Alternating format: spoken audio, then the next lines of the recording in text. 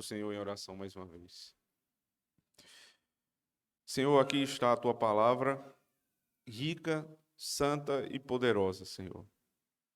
Teu povo anseia por te ouvir. E tudo, Senhor Deus, que eles têm como instrumento teu é um miserável pecador. Então fala, Senhor Deus, apesar de mim mesmo, para esse povo que precisa tanto, assim como eu, de ouvir a voz do Senhor e de ser exposto mais uma vez ao Evangelho do nosso Senhor Jesus Cristo. Que o Senhor possa curar os enfermos de coração e de espírito, que o Senhor possa reanimar, Senhor Deus, os que estão abatidos, que o Senhor possa aumentar a fé, Senhor Deus, dos que têm sido incrédulos e salvar os que não conhecem Cristo. É o que nós pedimos ao Senhor, em Cristo nosso Deus. Amém. Essa semana, todos nós acompanhamos a morte de uma monarca que tinha 70 anos de reinado. A rainha Elizabeth II foi rainha não somente da Inglaterra, mas de todo o Reino Unido. Chegou a ter mais de 32 países sob a sua tutela. Foi conhecido como o reino, o império, onde o sol jamais se punha, né? Porque havia países jurisdicionados de uma ponta a outra do mundo. E essa mulher que assumiu o trono aos 25 anos de idade, 25 anos de idade, morreu aos 96, fazendo exatamente a mesma coisa. No dia do seu juramento, na coroação, há 70 anos, ela se comprometeu dizendo: sejam poucos ou muitos os meus dias, eu servirei a esse povo, até o fim. Sejam poucos ou muitos os meus dias, eu servirei a este povo, até o fim. Este é um retrato do que é a verdadeira monarquia. E com isso, obviamente, nós não estamos dizendo que a monarquia é algo perfeito. Para quem conhece um pouco mais da família real, sabe que ela é uma família cheia de pecados, que tem cada vez mais se entregue ao secularismo. Mas a questão não são as pessoas, a questão é o modelo que Deus criou. O que faz o sistema monárquico, o rei, uma pessoa que passa gerações, vão e vêm primeiros ministros, vão e vêm pessoas que formulam a legislação, são eleitas e passam, mas um monarca permanece. Me detendo nesse ponto, eu queria fazer a digressão a respeito de Moisés. Muitos anos se passaram. 40, pelo menos, só no deserto. E aqui são as últimas palavras do monarca Moisés. Sim, Moisés ele também pode ser conhecido como um monarca de Israel. Ele foi designado assim como no último versículo. Ele é rei em Jesurum. Ele é rei onde o Senhor deu a lei. Por meio dele, a lei foi entregue ao povo. A lei que não era do rei. Não é um rei que fez uma lei para si diante do seu povo, mas um rei que declarou a lei de Deus, que se submeteu à lei, que foi estável no seu reinado, que propôs isso para o povo, a estabilidade de um reinado, a estabilidade de um monarca que não passa. É o máximo que se pode fazer como líder, é ser estável. É definir como a sua forma de agir a estabilidade no cargo. Não a troco de qualquer coisa, mas a troco da verdade. Ele torna os seus dias longos. Ele não pensa nas próximas eleições. Ele está focado em servir, e servir até o fim. 40 anos no deserto, servindo a um povo rebelde, murmurador, que muitas vezes disse que queria voltar, negando assim o reinado que Deus deu a Moisés, para voltar e serem súditos de Faraó. Estevão diz isso com todas as letras no seu sermão em Atos 7. E o povo voltou para o Egito no coração. Então, todo esse sistema que foi dado aqui por Deus, de estabilidade, compromisso, verdade, muitas vezes foi alvo das críticas dos homens. Mas o rei não se incomoda com as críticas quando ele sabe que está fazendo o que é certo. Essa é uma das qualidades dos grandes líderes. Eles não flutuam ao sabor da maré, nem mudam de rumo com qualquer vento. Eles são firmes, eles são estáveis, eles permanecem. Porém, como todo homem, eles morrem. E aqui, nas últimas palavras de Moisés, ainda vivo, antes de morrer, ele traz uma bênção para o seu povo. O trabalho do rei é abençoar o seu povo. O trabalho do rei é ser duro quando é necessário, é verdade. O capítulo anterior, capítulo 32, ele entregou um salmo, ele entregou um cântico, né, mais um cântico de Moisés, assim como em Êxodo capítulo 15, na travessia do Mar Vermelho, agora, quando eles estão às portas da terra, um novo cântico é entregue ao povo. Lá, um cântico de alegria. Aqui, um cântico de repreensão pela idolatria. Ou seja, é trabalho do rei se alegrar com o seu povo, cantar com o seu povo. Essa figura do estadista carrancudo, sério, isso não combina com aquilo que Deus ensina a respeito de Moisés, por exemplo, que se alegrou com o povo. Não combina com Davi, que cantava alegremente, dançava com o povo nas grandes vitórias que Deus dava. O rei é um homem que procede do povo, apesar de ser ungido por Deus. Então, uma hora ele precisa ser duro com os seus súditos, ele foi no capítulo anterior, apontando a idolatria que Israel cairia mais uma vez, exortando para que eles se arrependessem. Mas agora, antes de morrer, a última palavra que ele quer deixar não é uma palavra de peso sobre o povo, de sentença, mas uma bênção. E eu digo que isso é comum aos monarcas, aos reis, aos líderes, porque eu me lembro, por exemplo, que esse texto é um texto paralelo a Gênesis capítulo 49. Se você voltar comigo na sua Bíblia,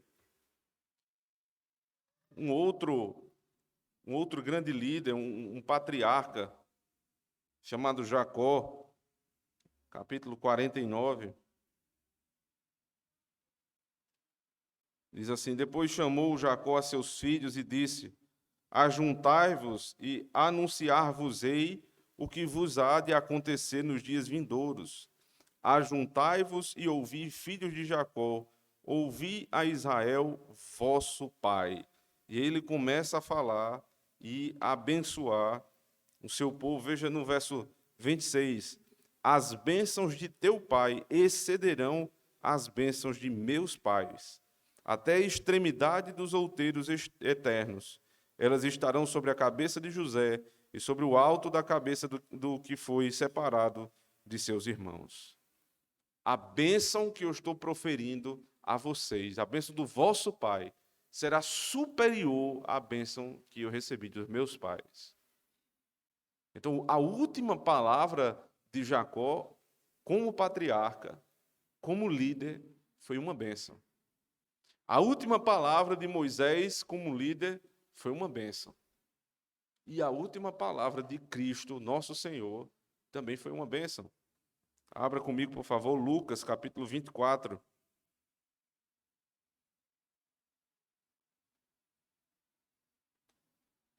Lucas 24, verso 50 em diante.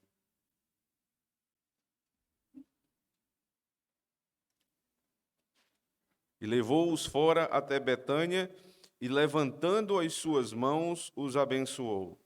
E aconteceu que, quando abençoando-os, ele se apartou deles e foi elevado ao céu. E adorando eles, tornaram com grande júbilo para Jerusalém. E estavam sempre no templo, louvando e bendizendo a Deus. Amém. Percebe? São reis, são líderes. A última palavra do líder não é de maldição para os seus súditos, para o seu povo, mas é uma palavra de bênção. Todo sermão é assim, irmãos. Todas as vezes que Deus vai falar conosco, Ele faz isso. Nós nos apresentamos diante dEle e nós ouvimos a voz do Senhor e Ele aponta na sua lei nosso pecado. E nós reconhecemos os nossos erros e pedimos perdão. Ele nos perdoa, mas Ele fala como um pai fala aos seus filhos, nos exorta na pregação. Ele nos ouve na oração, nos exorta na pregação. E o povo ouve, baixa a cabeça, recebe a lei, como Moisés entregou a lei diante do povo de Deus, lá em Êxodo, capítulo 19 e 20. Nós tememos e trememos diante da lei, e o Senhor nos ensina como viver. Então Ele nos perdoa, Ele nos instrui, Ele nos faz sentar à mesa, como faremos hoje à noite. Para quê? Para no final nos abençoar. Você nunca saiu desta igreja sem ser abençoado. Nunca. Por mais pecador, miserável que nós sejamos, todas as vezes que o Senhor nos traz aqui, Ele nos exorta, Ele nos humilha, Ele faz até, muitas vezes, nosso coração pecador, rebelde, ficar com raiva. Ou não é assim? Ou você nunca teve raiva, muitas vezes, de uma pregação? Você não fica pensando assim, o pastor está contando ali o que eu estou fazendo, que raiva, como é que pode um negócio desse? E claro que não é o pastor pela sua sabedoria, mas o Espírito de Deus falando. Mas no final, você ouve, o Senhor te abençoe e te guarde, o Senhor faça resplandecer o rosto sobre ti e tenha misericórdia de ti, o Senhor sobre ti levante o rosto e te dê a paz. Sempre você sai daqui abençoado. O Cordeiro foi morto por você, e Ele mesmo te abençoa. Então esse é o trabalho de Moisés. Ele tem algo a falar ao povo, então, se são suas últimas palavras, não serão palavras mais de repreensão, que já foram dadas em Deuteronômio 32. Agora, ele abençoa o seu povo, ele suaviza o discurso. É necessário. Como fez Jacó, como fez o próprio nosso Senhor Jesus Cristo. Ele abençoa o seu povo. Observe na sua Bíblia, verso 1 diz: esta, porém, é a bênção com que Moisés, homem de Deus, abençoou os filhos de Israel antes da sua morte. Que bênção, né, irmãos? Moisés, homem de Deus. Ficou registrado quem ele era. Moisés não ficou conhecido como homem, grande líder de pessoas. Não ficou conhecido como alguém que trabalhou para resolver as crises das pessoas. Ou como um grande orador, que não era. Ou ainda como um bom pai. Não, todas essas coisas até são boas. Mas o que fica registrado a respeito de Moisés é que ele foi um homem de Deus. O que é que vai ficar registrado a teu respeito? Alguém vai dizer, morreu um homem de Deus. Morreu uma mulher de Deus. É isso que vai ficar registrado depois que você se for. É isso que precisa ficar registrado. A Bíblia, irmãos, ela exalta os principais acertos dos homens de Deus, não os seus erros. Porque lembre que Moisés está morrendo aqui e não vai poder entrar na terra da promessa por um grande pecado que ele cometeu durante o processo. Quando Deus mandou ele falar à rocha, e ele, com raiva da murmuração do povo, ele pega o seu cajado e bate na rocha, e da rocha sai água, como já vimos aqui. E se o objetivo era tirar a água da rocha, então o objetivo foi alcançado, mas não foi da forma como Deus havia dito. Então não adianta simplesmente alcançar os teus objetivos, você precisa alcançá-los do modo como Deus ensina. Se é para falar, você fala, você não bate. E ali, por conta disso, desse grande pecado de rebeldia, ele não vai poder entrar na terra. Só que não é isso que fica de Moisés. O que fica registrado é Moisés, homem de Deus. Veja lá em Hebreus o rol dos homens da fé, dos grandes homens da fé. Você só vai ver pecador ali. Todos eles, Abraão, Isaac, Jacó, todos são homens pecadores. Mas o que é que fica lá registrado? Que eles eram homens de Deus. Eles eram homens de fé. Isso nos ensina algo, irmãos. Que a respeito dos nossos irmãos, o que deve sempre ser lembrado na nossa mente não são os defeitos dos nossos irmãos, mas os seus grandes acertos. Às vezes que eles buscaram acertar, e a maioria das vezes você percebe isso na vida de um homem de Deus. Então a gente sempre faz aquela ressalva tola, a respeito dos nossos líderes. Ah, fulano é um bom presbítero, um bom diácono, mas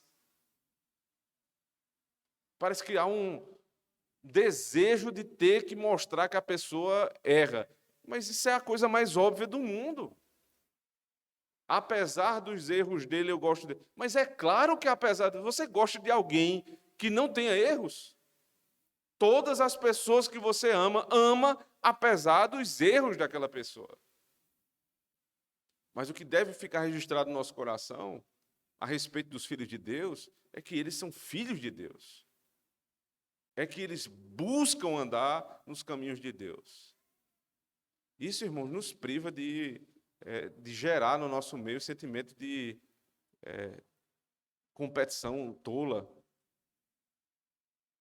No final das contas, só quem presta é você, porque todos os outros são fulano, eu gosto dele mais nada, mas todo mundo sabe que tem um mais.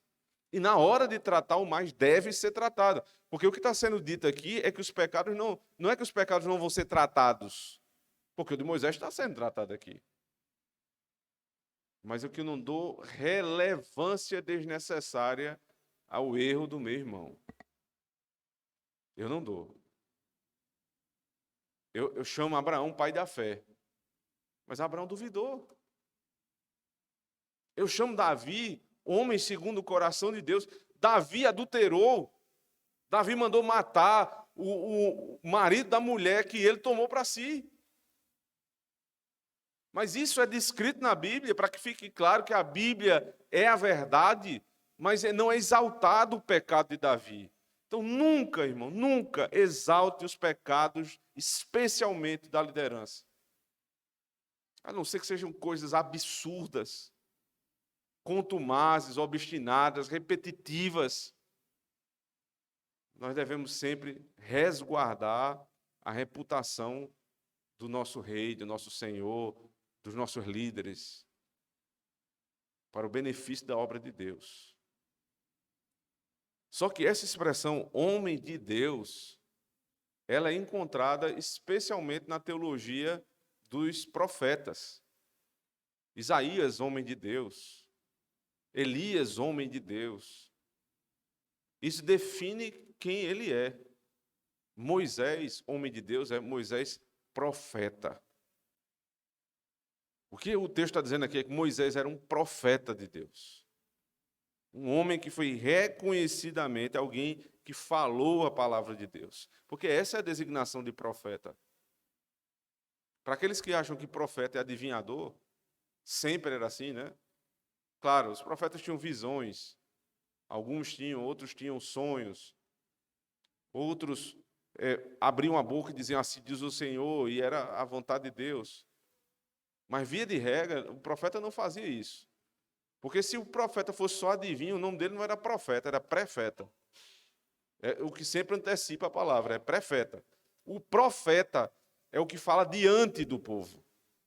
É o que traz a palavra diante do povo. Homem de Deus. O primeiro dos ofícios de Moisés aqui, ele é reconhecido como homem de Deus, que abençoou os filhos de Israel antes da sua morte. Achei interessante, os comentaristas falam aqui que a ligação de homem de Deus com abençoar os filhos. Se há um paralelo com o Gênesis 49, como já vimos, lá é a bênção de Jacó, o pai, sobre os seus filhos. Lá em Lucas 24, a partir do verso 50, o texto que nós lemos, é a bênção de Cristo sobre os seus filhos. Então Moisés também tem aqui a característica de pai. O líder também é um pai. Nós somos tão carentes, irmãos, de liderança, especialmente o magistrado civil. Especialmente o magistrado civil no Brasil. Que poucas vezes na história a gente consegue ter uma ligação paternal ou filial com os nossos governantes. Porque as características paternais nós não conseguimos reconhecer. A grande maioria, ela só quer retirar, né, o que nós temos, só quer sugar do povo o que o povo tem. Então fica difícil você reconhecer um pai. Os dois que se colocaram como pais e mães foram os que mais fizeram isso.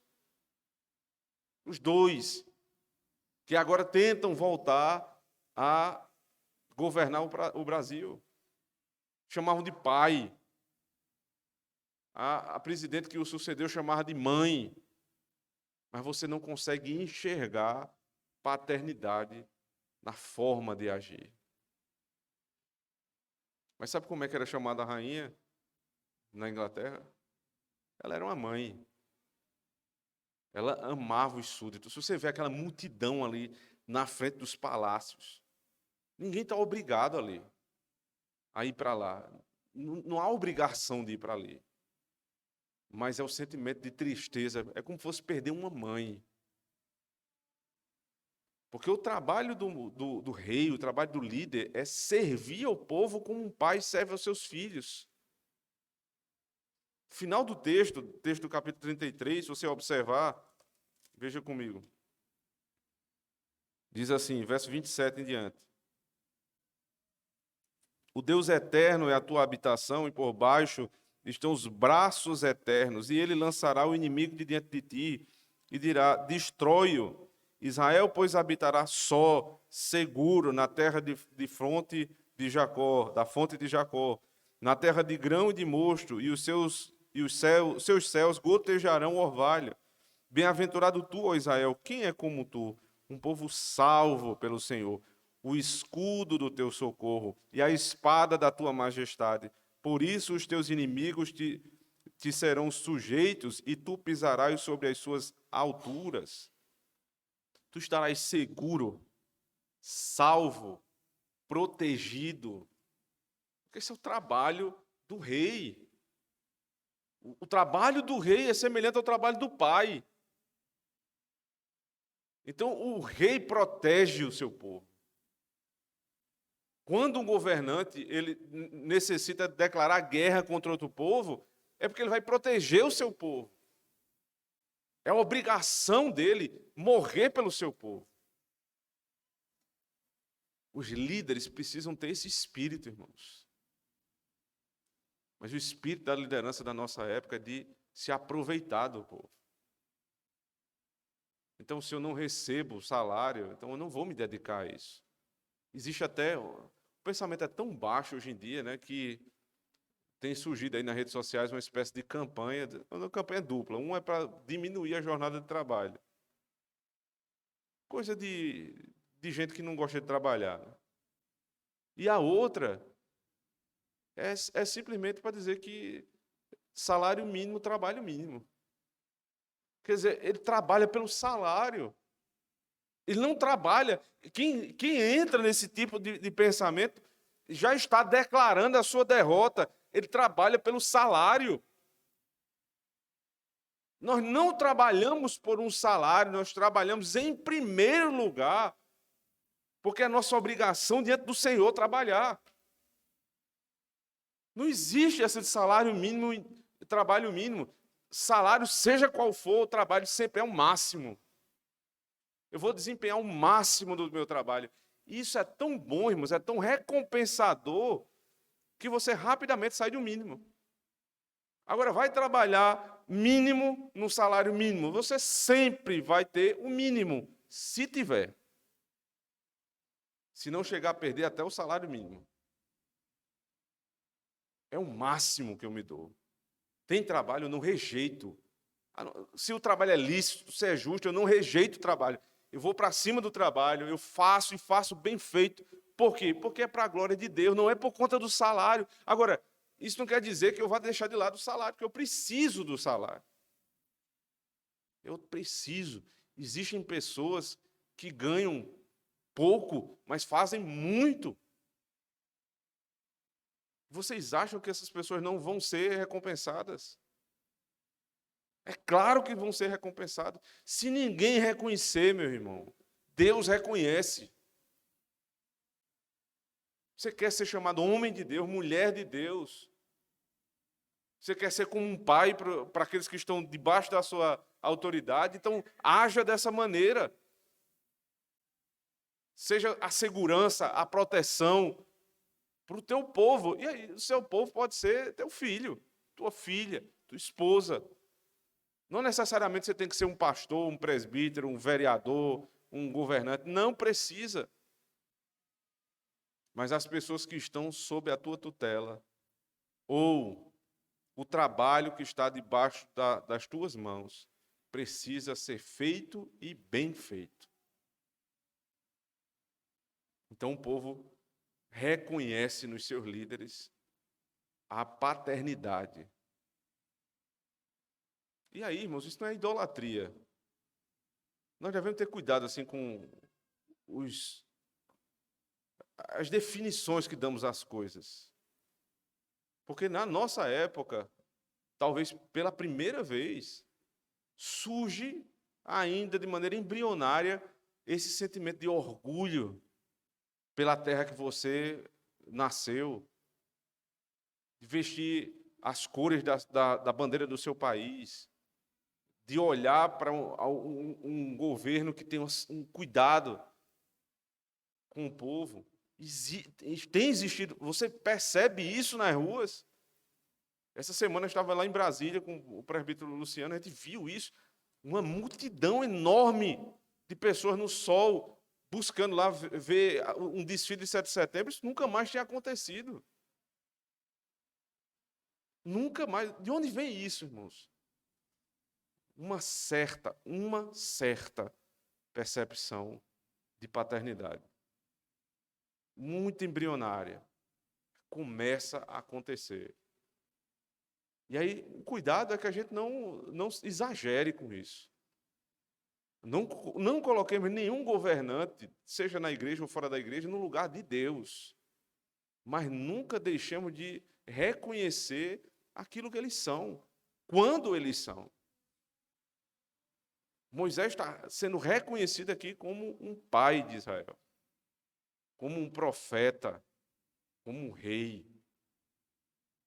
Perceba que é a descrição do próprio Cristo. Só que há uma distinção muito séria entre Moisés e Cristo. Cristo nunca pecou. Moisés pecou. O que é exaltado de Moisés? Homem de Deus. O que é exaltado de Cristo? Ele é Deus. São comparações. Mas existe uma distância entre Moisés e Cristo enorme. Mas isso não invalida ainda a comparação. Esta, porém, é a bênção com que Moisés, homem de Deus, abençoou os filhos de Israel antes da sua morte. Disse, pois, o Senhor veio de Sinai e subiu de Seir, resplandeceu desde o monte Parã, e veio com 10 milhares de santos, à sua direita havia para eles o fogo da lei. Veja, Moisés fala isso antes da sua morte. Quer mais uma comparação aqui com Cristo? Isaías escreve, Isaías capítulo 6, o capítulo vocacional de Isaías, e ele diz, no ano da morte do rei Uzias. Sempre é assim. No ano da morte de Moisés, no ano da morte de Isaías, não existe um ano da morte do rei dos reis. Ele não morre. E aí, irmãos, ainda que tenhamos o privilégio um dia de ter um rei, um presidente ou um governante que seja cristão, genuíno, verdadeiro, se um dia isso acontecer, ainda assim nós devemos nos lembrar, ele vai morrer. Mas a morte dele não é a desesperança do povo, sabe por quê? Porque no ano da morte do rei Uzias, eu vi o Senhor assentado sobre um alto e sublime trono. Ou seja, existe um rei que não morre. Existe um rei que não morre. Moisés vai dizer e vai morrer. Vai abençoar e morrer. Jesus nos abençoa todos os dias e ele enfrentou e venceu a morte. Esse é o Rei dos Reis e Senhor dos Senhores. Mas o que foi que ele fez? Ele diz aqui, o Senhor veio do Sinai e lhe subiu de Seir, resplandeceu desde o monte de Parã e veio com 10 milhares de santos. 10 milhares de santos, o que é isso?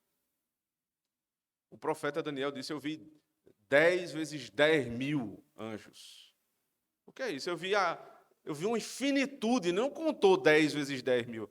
Ele está dizendo, eu vi infinitos anjos. A lei, ela desceu sobre o povo, rodeada dos anjos. Gálatas, capítulo 3, se você abrir comigo, por favor. Gálatas 3.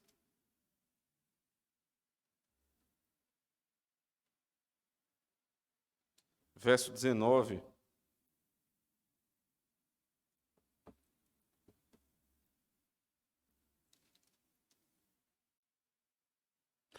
Logo, para que é a lei?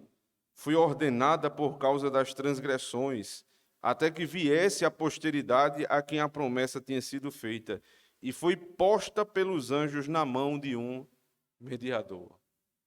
Quem foi que colocou a lei na mão do mediador, que é Moisés? Foram os anjos. Foi dado por Deus, foi escrito por Deus, entregue no meio dos anjos. É a descrição lá de Deuteronômio 33. A lei foi entregue no meio dos anjos, ou seja, as hostes celestiais estavam todas presentes, Pai, Filho e Espírito Santo, e toda a hoste de anjos. E a lei entregue ao povo neste cenário, para a bênção do povo. E aí você percebe que a lei, ela não é para o peso do povo, é para a bênção do povo. Foi uma festa a entrega da lei. Hoje você vai falar de lei na igreja, o povo já começa a olhar de lado assim e dizer, o que é isso aí, pastor? Nós estamos na graça, que sermão pesado. Não é pesado. A Bíblia, a palavra de Deus, é cheiro de vida para os que têm vida, mas é cheiro de morte para os que são da morte. A lei é uma bênção entregue nessas condições. O texto continua ainda, verso 3, do capítulo 33 de Deuteronômio. Na verdade, ama os povos. Todos os seus santos estão na sua mão. Postos serão no meio entre os teus pés, e cada um receberá das tuas palavras. O rei ama o povo. Ele cuida porque ele ama. Ele ama o povo, os seus santos estão na sua mão. Aqui veja, Aqui não é a figura de Moisés. Simplesmente aqui é Deus. Deus está com o seu povo, conduzindo o seu povo com a sua mão. Só que o lugar por onde o povo foi conduzido depois da entrega da lei não foi um paraíso. Foi o deserto. Então, quando você pensa assim, minha vida está nas mãos de Deus, nunca conclua, viverei num paraíso. Não. Viverei num deserto antes de chegar no paraíso. Então, a questão da providência de Deus, irmãos, não é que Deus vai nos colocar numa vida boa e tranquila, mas é que o Senhor, no meio do deserto, por conta da sua presença, Ele nos dará tudo aquilo que precisamos. Israel precisava de vestes, Deus deu uma veste que não se rasgava. Israel estava debaixo do sol, então Deus não tira o sol, mas Deus coloca uma nuvem que os protege do sol. De noite estava frio, Deus não tira o frio, Ele aquece o povo no frio. Eles precisavam andar 40 anos. Deus não os faz voar, Ele dá sandálias que não se acabam. Então, meu irmão, nas tuas grandes lutas, não acho que Deus vai sempre retirar a dor. Ele vai retirar o sofrimento. Não, Ele vai estar conosco no sofrimento. E por conta da presença dEle no sofrimento, nós seremos grandes vitoriosos. Então, a questão da vida cristã não é a questão de ser livre dos sofrimentos, mas é de ser aliviado nos sofrimentos. Porque o Senhor está conosco. Lembra do Salmo 23? Ainda que eu ande, ou seja, é possível que eu ande. Por onde? Pelo vale da sombra da morte. Não temerei mal nenhum, por um motivo, porque o Senhor está comigo. Ou seja, a questão quando eu estou no vale da sombra da morte não é ser retirado de lá. O problema não é esse, não vai ser solucionado assim. O que vai realmente acontecer é que Deus estando comigo, eu não temerei mal nenhum. Então, neste deserto que nós vivemos, irmãos, o que importa não é sair do deserto. Porque sabe o que é sair do deserto agora? É voltar para o Egito. A questão não é sair do deserto. A questão é quem está contigo no deserto. Porque se for o Senhor, não tem problema. Ele, com a sua mão, veja o que diz aqui. Na verdade, ama os povos, todos os seus santos estão na sua mão. Deus tem uma mão tão poderosa que cabe todos os seus santos. E o poder é tão infinito que ele reconhece os caminhos de cada um dos seus santos. Ele não trata os santos no atacado, mas ele conhece cada um, um por um. Essa é a questão, irmãos. No deserto, estar com Deus e saber que nós estamos nas suas mãos. Ele diz, postos serão no meio, entre os teus pés, e cada um receberá das tuas palavras. Posto no meio, é como se, aqui o comentarista dizer, entre os teus pés é como o mestre, o pai que pega o filho e bota no meio das pernas e começa a falar para o filho. Ele começa a orientar o filho. Ele tem o filho nas mãos, ou seja, ele guia o filho para onde ele quer, mas ele senta o filho e instrui o filho como viver. Essa é a bênção de Deus. Proteção, guia, provisão, instrução. Ele nos instrui, irmãos. Vocês estão recebendo agora a instrução para viver no deserto. É como se Deus estivesse pegando vocês carinhosamente, botando ali, como um pai coloca o filho entre as pernas e começa a falar para o filho. É isso que Deus faz conosco. Essa é a bênção do Senhor. E ele dá um pouco mais ainda, verso 4, Moisés nos deu a lei como herança da congregação de Jacó. Todo pai quer deixar a herança para o filho. Somente alguém muito egoísta não pensa na próxima geração. Todos os grandes homens e mulheres que já passaram na terra, todos se preocuparam com a próxima geração. Essa tem que ser a preocupação dos crentes. O que é que eu vou deixar para os meus filhos? Tem que ser. Porque a nossa vida, ela é em referência ao modo que Deus age. O que é bom é o que Deus diz que é bom. Como é que Deus diz que é bom? O que está escrito e o modo dele fazer. Tem dúvida disso? Como foi que Adão reconheceu o dia do Senhor? Deus fez tudo em 6 dias e descansou no 7º. Adão disse, então, isso é o jeito certo de viver. Se Deus fez assim, esse é o modo certo de viver. Então, o modo certo de viver em relação à próxima geração é herança. É enriquecer, é como se fosse uma grande corrida. A vida da nossa família, da fé e de sangue, é uma enorme corrida. Só que não é uma corrida de uma pessoa só. É uma corrida de revezamento. Então, a hora agora que eu e minha esposa estamos correndo. Minha filha não tem condição de correr ainda. Então, qual é o meu trabalho? Eu vou correr até onde eu não aguentar mais. E eu vou correr de um modo que eu facilite a vida dela. Se o meu trabalho é facilitar a vida de quem vem depois. Por isso, irmãos, tanto zelo com a igreja. Por isso, porque aí a gente fica pensando logo em dinheiro, né?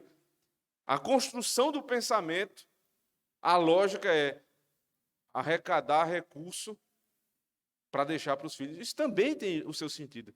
Mas vamos ser um pouco mais profundos do que isso. Cuidado com a igreja é sinônimo de cuidado com a próxima geração. Cuidado com quem meus filhos vão se aproximar é sinônimo de cuidado com a próxima geração. Cuidado com a educação é sinônimo de cuidado com a próxima geração. Cuidado, né, com a família e com os relacionamentos da família é sinônimo de cuidado com a próxima geração. Agora, qual é o contrário disso? Eu vivo só para os meus prazeres. Tudo que eu ganho, eu rasgo. Então, eu não tenho cuidado com a igreja qualquer uma serve. Uma hora eu estou aqui, outra hora eu estou ali. Eu vou passando mensagens para os filhos. Veja, meu filho, isso aqui não é um negócio que você deve se apegar muito, não. Porque a gente pode estar aqui, mas a gente pode estar ali também. É tudo igreja. E você vai dando esse tipo de mensagem para o seu filho, ele vai entendendo. Tudo é igreja. Então, uma hora eu estou aqui, outra hora eu estou ali. Um dia a gente vai, mas hoje a gente não vai porque hoje a gente vai para um clube. Hoje a gente vai viajar e passear na praia. São mensagens que você está deixando para a próxima geração. E ele entende isso. Entende, internaliza e vai viver. Qual a herança que eu quero deixar? É compromisso, serviço. E voltando agora à rainha, mais uma vez, dificilmente o rei será tão compromissado quanto ela. Porque claramente houve um declínio muito grande, moralmente falando, na família. Então, a próxima geração dificilmente... Eu não vou cravar porque eu não tenho bola de cristal. Nem deveria. Mas veja só, tudo indica. Eu lhe pergunto, o modo como você tem vivido vai deixar que herança para os seus filhos? Qual é a herança que você está deixando? E envolva, sim, herança financeira, herança moral, herança espiritual, herança educacional. Todas essas áreas são áreas onde os mais velhos que estão nessa corrida, que estão correndo agora a nossa vez, precisam estar preocupados quando a gente for passar o bastão, o que é que a gente vai deixar para eles? Eu repito, só pessoas muito egoístas é que não pensam em deixar algo para a próxima geração. Todos os grandes homens e mulheres da história viveram para a próxima geração, porque não faz sentido viver para essa. Se todo o teu caminho, se todo o teu trabalho é para o dia 30, que coisa miserável esse teu trabalho. Se você não tem planos a respeito do teu trabalho, se o que você faz, preste atenção nisso.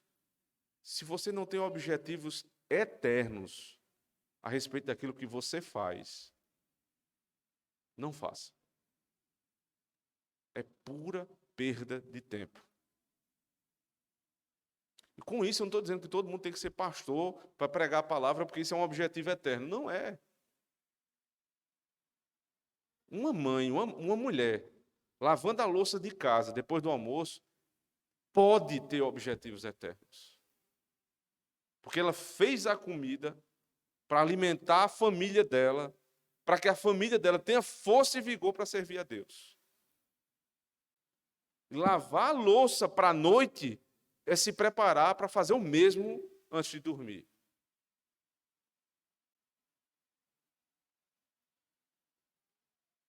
O trabalho que você faz, pense na coisa mais elementar, limpar o banheiro, lavar o banheiro. Como é que se glorifica o nome de Deus lavando o banheiro? Quem está lavando na hora não consegue pensar nisso, mas é para a glória de Deus. A limpeza do banheiro, a limpeza da casa, cuidado com o fardamento do filho que vai para a escola, a roupa do marido que vai trabalhar, a negociação do marido durante o horário do expediente, pensando como eu vou arrecadar recurso aqui, como eu vou ganhar recurso para sustentar minha casa. Tudo é espiritual. Para os espirituais não existe nada carnal. Mas para os carnais, nada que eles fazem é espiritual. Então não haja carnalmente. Não haja assim. Qual é a herança? O texto diz mais uma vez: Moisés nos deu a lei como herança da congregação de Jacó. É a herança que o pai deixa para o seu filho. E aí, no último versículo: E foi rei em Jesurum quando se congregaram os cabeças do povo com as tribos de Israel. Ele foi rei quando foi entregue a lei,